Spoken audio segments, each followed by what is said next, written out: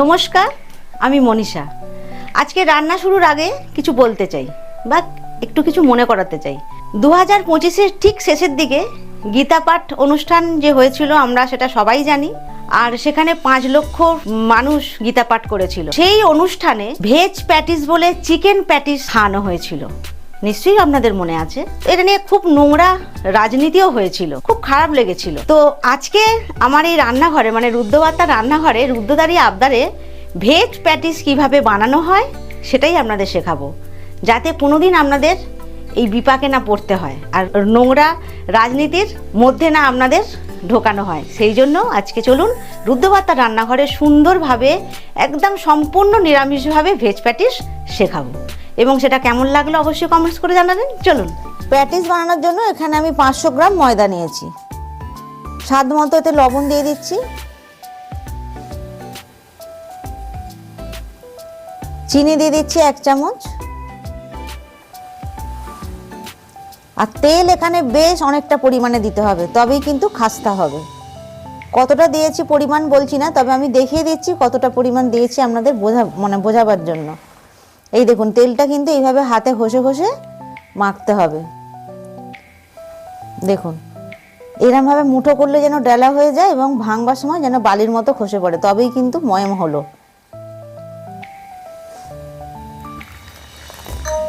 এবার এখানে আমি গরম জল দিয়ে ময়দাটা মাখবো। অল্প অল্প জল দিয়ে ময়দাটা মাখবো। খুব ভালোভাবে ময়দাটা মেখে নিয়েছি। এবার একটু হাতে তেল নিয়ে উপরটা বুলিয়ে দিয়ে একটু ঢেকে রেখে দেব।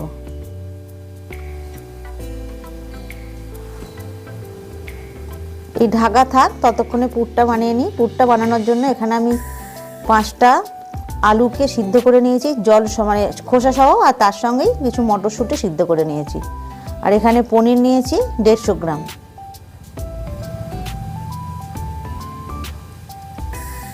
আলু আর মটরটা দেখুন খোসা ছাড়িয়ে নিয়েছি, আর পনিরটাকে খুব ছোট ছোট করে কাটতে হবে।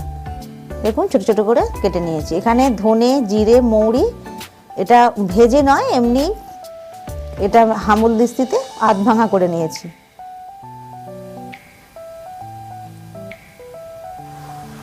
এবার কড়া বসিয়ে দিয়েছি, কড়াতে সাদা তেল পরিমাণ মতো দিয়ে দিচ্ছি।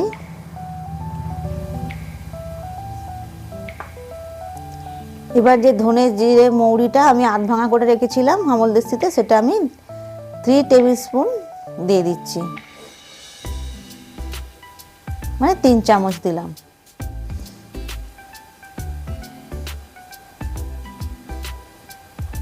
আর গ্যাসের ফ্লেমটা কিন্তু সব সময় লোতে রাখবেন, একদম হাই ফ্লেম করবেন না। তেলটা মোটামুটি গরম হয়ে গেলেই লোতে করে দেবেন। চিলি ফ্লেক্স এখানে বেশ বড় চামচের 1 চামচ দিয়ে দিলাম, কারণ ঝালটা এতেই হবে। হলুদ দিয়ে দিলাম 1/2 টিস্পুন।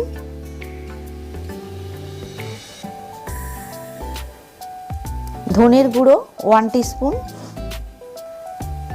জিরের গুঁড়ো 1 টিস্পুন, কাশ্মীরি লঙ্কার গুঁড়ো 1 টিস্পুন। এটা জাস্ট কালারের জন্য। এবার এটা খুব ভালোভাবে কষিয়ে নেব। এখানে চাট মশলা নিয়েছি, এখানে আমচুর থাকলে আমচুর পাউডার নেবেন, আমচুর পাউডারটা আমার কাছে নেই বলে এখানে আমি চাট মশলা দিয়েছি। এটাও 1 টিস্পুনের একটু বেশি দিয়েছি। এবার আমি মটরগুলো দিয়ে দিলাম, মানে মটর কড়াইটা যেটা আমি সিদ্ধ করে রেখেছিলাম। আবারও বলছি, গ্যাসের ফ্লেমটা কিন্তু লোতে রাখবেন, সম্পূর্ণ রান্নাটাই লো ফ্লেমে হবে। এবারে এই যে আলুগুলো আমি সিদ্ধ করে নিয়েছিলাম হাতের মধ্যেই ম্যাশ করে দিয়ে দিলাম। এবার এটা ভালোভাবে কষিয়ে নেব। এবার স্বাদ মতো লবণটা দিয়ে দিলাম। খুব ভালোভাবে মিশিয়ে নেব। এই পুরটা কিন্তু খেতে অসাধারণ, দারুণ টেস্ট। কসুরি মেথি দিয়ে দিলাম।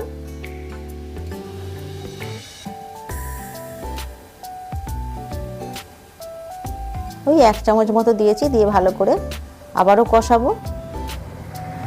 এবার পনিরগুলো দেব।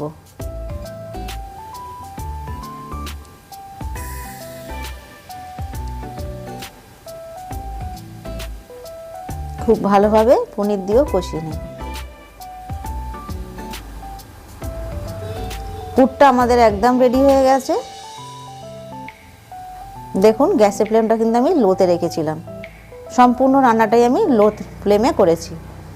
পুরটা ঠান্ডা হোক, এখানে আমি একটা ব্যাটার বানিয়ে নেব।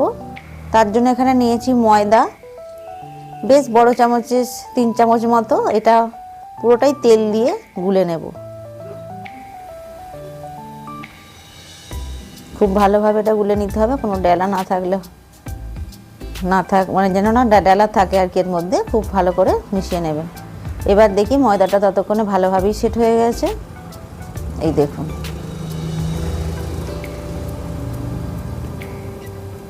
আর একটু মেখে নিচ্ছি।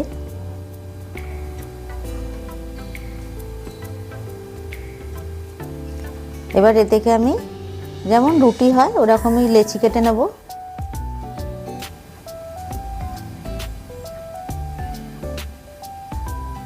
এই দেখুন, সব লেচিগুলো এইভাবে কেটে নেব। ব্যাস, কাটা হয়ে গেল লেচি। এবার দেখুন কিভাবে আমি প্যাটিসটা বানাই। অল্প ময়দার গুঁড়ো নিয়ে রুটির আকারে গড়ে নেব। দেখুন ময়দা দিয়ে বেলছি, বেশ বড় করে বেলে নিলাম। বেশ পাতলা করেই বেলতে হবে। এই দেখুন হাত দেখা যাচ্ছে।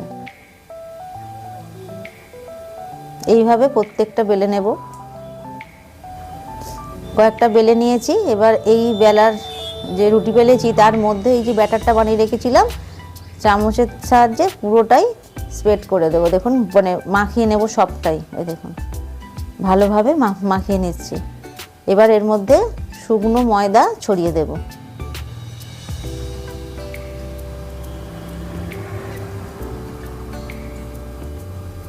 এর ওপরে আর একটা রুটি দিয়ে দেব।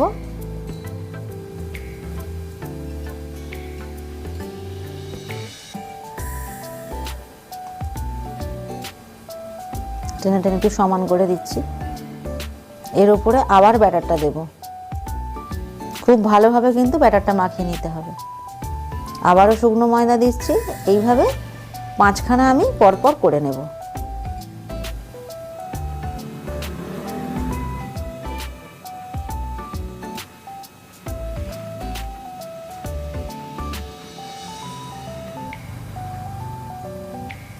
পাঁচটা হয়ে গেছে। ওপরে আর কোনো ব্যাটার দেব না, শুধু ময়দা একটু বুলিয়ে একটু বেলে নেব। বেশ বড় করে বেলে নিয়েছি। এবার ছুরি দিয়ে চারদিকটা একটু একটু করে কেটে একটু সমান করে নেব।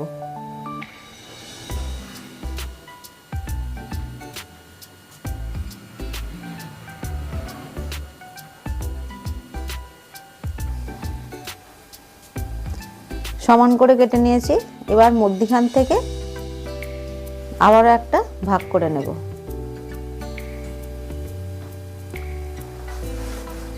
এইভাবে আমি 4টে টুকরো করে নিলাম।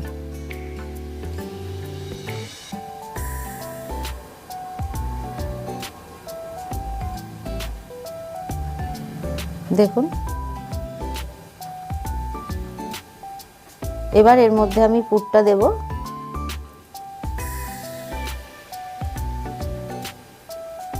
এই ব্যাটার একটু চারধারে আমি লাগিয়ে নিচ্ছি যাতে না প্যাটিসটা খুলে যায়।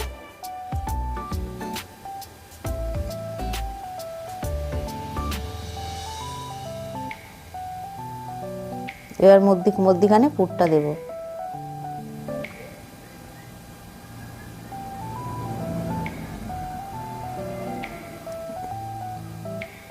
এবার কোনাকুনি ভাবে মুড়ে দেব।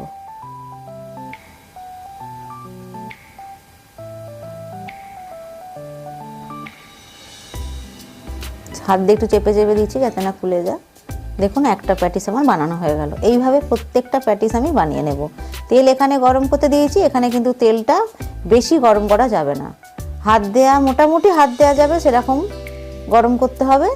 আর সেই তেলের মধ্যেই প্যাটিসগুলো দিয়ে দেব।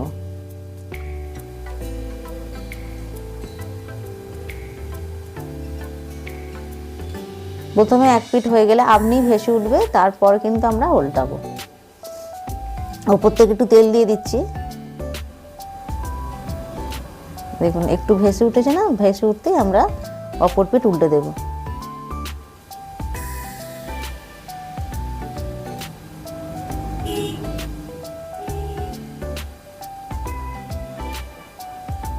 এবার আস্তে আস্তে করে একদম সোনালী কালার করে ভেজে নেব। এটা এতটাই খাস্তা হয় মানে বলার নয়, আর এর টেস্ট অপূর্ব।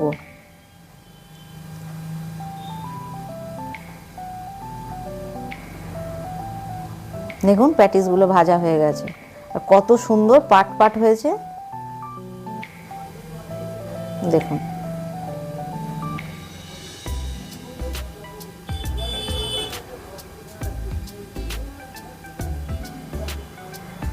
এই শীতের সন্ধ্যায় চায়ের সাথে ভীষণ ভালো লাগবে, এটা ভীষণ ক্রিস্পি দেখুন।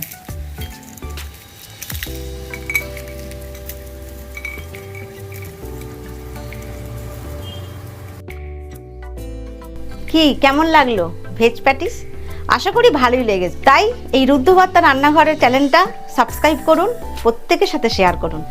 এইভাবে আমাকে কিন্তু সাপোর্ট করবেন। আর সনাতন ধর্মকে বাঁচাতে গেলে আমাদের এইভাবেই এগিয়ে যেতে হবে। আর আপনারা একটু আমার পাশে থাকবেন। আজকের মতো চলি, নমস্কার।